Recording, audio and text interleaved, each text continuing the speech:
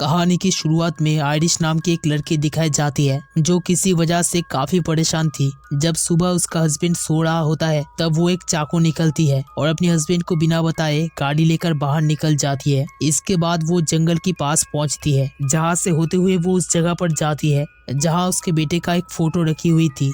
दरअसल आयरिश का एक बेटा था जिसकी कुछ दिन पहले मौत हो चुकी थी। वो उसकी मौत का जिम्मेदार खुद को समझती है, इसलिए वो पहाड़ी की बिल्कुल किनारे के पास आ जाती है जहां से वो खुदकुशी करने वाली थी। जब वो कूदने वाली होती है तभी रिचर्ड नाम के एक आदमी वहां पर आ जाता है जो आयरिश से उसका नाम पूछता है, लेकिन आयरिश कोई जवाब नहीं देती। फिर रिचर्ड उससे कहता है तुम पहाड़ी के बिल्कुल किनारे में खड़ी हो, जिस पर आयरिश कहती है तुम मुझे रोक नहीं सकते। अब रिचर्ड उसे बताता है ग्रेजुएशन के वक्त मेरे पास एक गाड़ी थी। एक दिन ड्राइव करने के वक्त उस कार का एक्सीडेंट हो गया। उस वक्त गाड़ी में मेरी गर्लफ्रेंड क्लोई भी बैठी हुई थी। उस एक्सीडेंट की वजह से उसकी मौत हो गई थी। मैं 2 महीना हॉस्पिटल में पड़ा रहा, जिस वजह से मैं खुद से दूर भागना चाहता था। फिर ठीक होने के बाद मैं किसी तरह खुद को संभाला। ये सुनकर आयरिश उससे कहती है मुझे अफसोस है कि तुमने अपनी गर्लफ्रेंड को खो दिया। अब आयरिश उसे बताती है हम लोग यहाँ पर घूमने के लिए आए थे। मेरा बेटा घूमते हुए पहाड़ी के किनारे में चला गया और ऊंचाई से गिरने से उसकी मौत हो गई।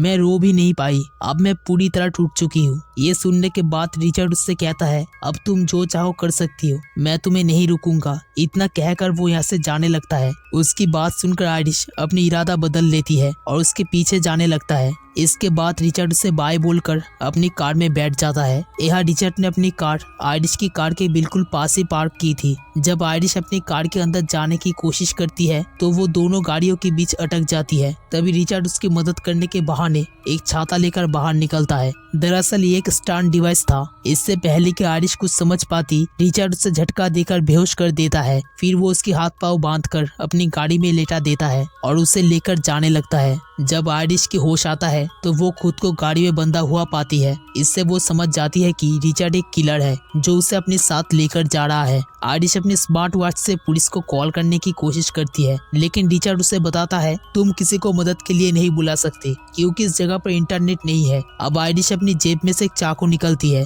जिससे वो अपनी हाथ में बंधी रस्सी को काटने लगती है। साथ ही उससे बात करके उसका ध्यान भटकाने की कोशिश करती है। फिर वो अपने हाथों को छुड़ाने के बाद चाकू से रिचर्ड पर हमला कर देती है, जिस वजह से गाड़ी डिसबैलेंस होकर सीधा एक पेड़ में जाकर टकराता है। इस एक्सीडेंट की वजह से वो थोड़ा जख्मी हो जाता है। फिर से दोनों हाथापाई करते हुए गाड़ी से बाहर जाकर गिरते हैं। अब आयरिश उस चाकू से उसको डराने की कोशिश करती है। तब रिचर्ड उसे बताता है मुझे पता था कि ऐसा कुछ होगा, इसलिए मैंने पहले ही तुम्हें एक इंजेक्शन लगा दिया है, जिस वजह से 20 मिनट के अंदर तुम कुछ देर के लिए पूरी तरह पैरालाइज्ड हो जाओगे। ये बात सुनकर आयरिश काफी डर जाती है और जंगल की तरफ भागने लगती है। वो कुछ दूर जाकर अपनी घड़ी में 20 मिनट का अलार्म सेट कर देती है। अब उसके शरीर पर उस इंजेक्शन का असर शुरू हो जाता है, जिस वजह से उसे चलने में दिक्कत होने लगती है। इधर रिचर्ड भी उसको ढूंढते हुए इस तरफ आ जाता है, इसलिए आयरिश उससे बचने के लिए एक पेड़ के पीछे छुप जाती है। यहाँ रिचर्ड को वो नहीं मिलता और वो उसे दूसरी तरफ ढूंढने जाता है। तभी आयरिश के चेहरे पर बहुत सारी चींटियां आ जाती है, इसलिए वो जल्दी वहां से निकल जाती है। उसकी आवाज सुनकर रिचर्ड उसे देख लेता है। इससे पहले कि वो उसके पास पहुंचता, आयरिश किसी तरह नदी में चली जाती है और पानी के साथ बहने लगती है। तब रिचर्ड उसे कहता है तुम ज्यादा दूर तक भाग नहीं सकते क्योंकि तुम तैर नहीं पाओगे। इसके बाद आयरिश पानी में बहते हुए बहुत दूर एक किनारे के पास पहुंच जाती है और किसी तरह पानी से बाहर निकलती है। अब 20 मिनट भी पूरे हो चुके थे, साथ ही उसका पूरा शरीर पैरालाइज्ड हो चुका था। वो बिल्कुल भी हिल नहीं पा रही थी।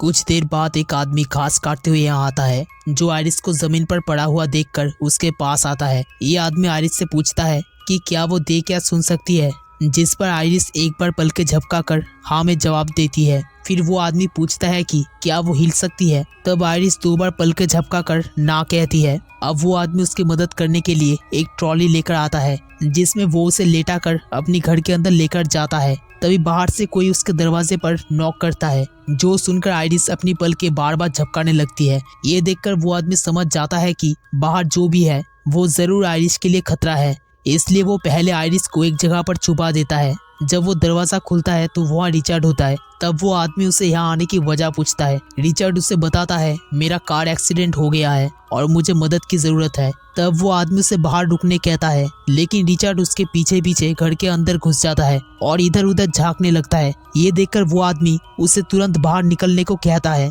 लेकिन रिचर्ड उसके सामने रोने की नाटक करने लगता है। उसे रोता हुआ देखकर वो आदमी पूछता है, आखिर तुम्हारे साथ क्या हुआ है? तब रिचर्ड झूठ बोलता है, उस वक्त मेरी गाड़ी में मेरी वाइफ भी बैठी हुई थी। एक्सीडेंट के बाद जब मुझे होश आया तो वो वहाँ नहीं थी। उसकी तबीयत ठीक नहीं है।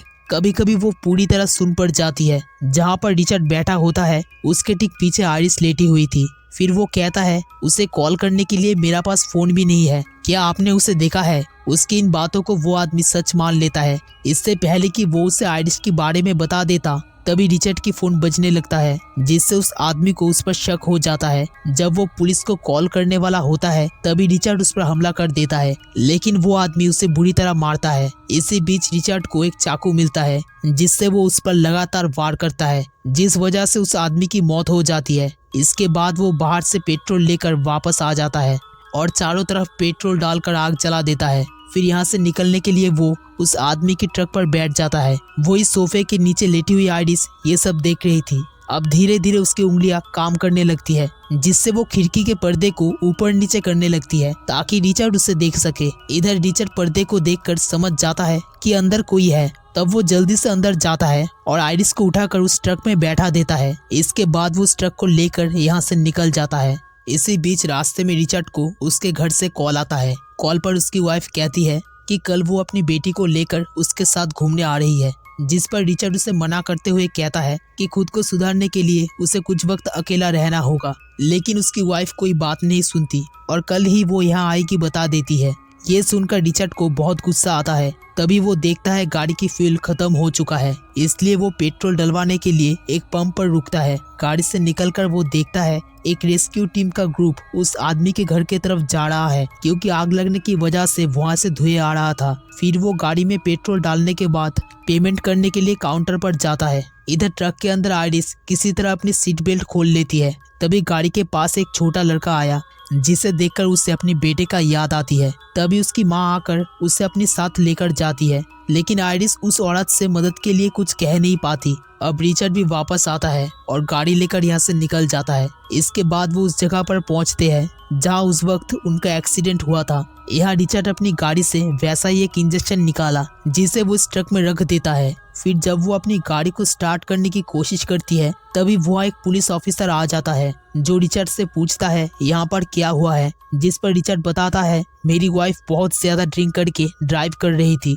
जिस वजह से गाड़ी पेड़ से टकरा गई। फिर ऑफिसर उससे ट्रक के बारे में पूछता है। तब रिचर्ड कहता है, ये ट्रक मेरे दोस्त का है। इधर आइरिस के हाथ धीरे धीरे काम करना शुरू करते हैं। आवाज सुनकर वो ऑफिसर आइरिस से बात करने की कोशिश करता है। वो उसे डरी हुई देखकर रिचर्ड पर शक करने लगता है। तभी उसने ट्रक के अंदर रखा हुआ उस इंजेक्शन को देख लेता है। इससे पहले कि वो कुछ कर पाता, रिचर्ड एक भारी चीज से उसके सर पर हमला कर देता है, जिससे उसकी मौत हो जाती है। फिर वो ऑफिसर की बॉडी को उसकी गाड़ी में रखकर आग लगा देता है और उसकी गन अपनी पास रख लेता है। इसके बाद वो ट्रक लेकर जल्दी वहां से निकल जाता है। इसी बीच आइरिस उस इंजेक्शन को अपनी पास रख लेती है। अब धीरे धीरे उसके ऊपर से इंजेक्शन का असर खत्म हो रहा था। वो रिचर्ड से कहती है, मैं जानती हूँ कि तुम्हारी भी एक फैमिली है, तुम मुझे यहाँ छोड़कर उनके पास जा सकते हो, मैं किसी को भी तुम्हारे बारे में नहीं बताऊंगी। लेकिन रिचर्ड उसकी बात नहीं सुनता और उसे एक झील के पास लेकर आता है। तभी आइरिस उस इंजेक्शन को उसकी पैर पर घुसा देती है, पर वो इसे प्रेस नहीं कर पाती,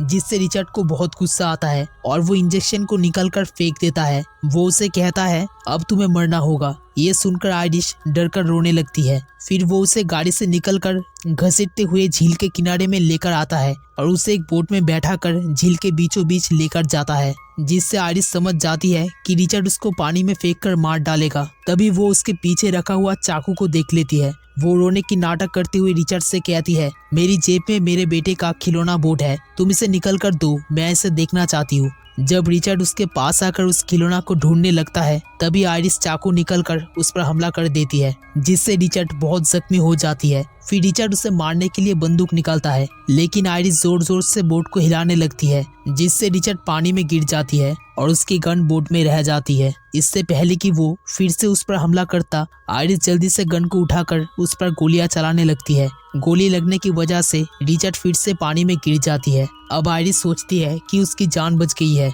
लेकिन गोली लगने की वजह से बोट में भी कुछ छेद हो चुके थे, जहां से पानी अंदर आने लगता है और देखते ही देखते बोट पानी में डूब जाती है, जिसके साथ आयरिस भी पानी में चली जाती है। फिर कुछ देर बाद उसका पूरा शरीर काम करने लगता है और वो किसी तरह तैरकर पानी से बाहर निकल जाती है। यहाँ कुछ देर बाद उसने देखा रिचर्ड भी झील के दूसरे तरफ पहुंच गया है, लेकिन गोली लगने की वजह से वो काफी जख्मी हालत में होता है। अब वो रिचर्ड के पास जाती है जो अब मरने वाला था। आयरिस उसको थैंक्स कहती है, क्योंकि तब रिचर्ड की वजह से वो खुदकुशी नहीं की थी और जीने के लिए ही उससे लड़ाई की, जिसमें उसकी जीत हुई। अब वो फिर से जीना चाहती है। इसके बाद आयरिस उसको वहां पर ही छोड़कर चली जाती है। इसी के साथ कहानी की एंड हो जाता है। दोस्तों, इस चैनल को सब्सक्राइब करना मत भूलिए।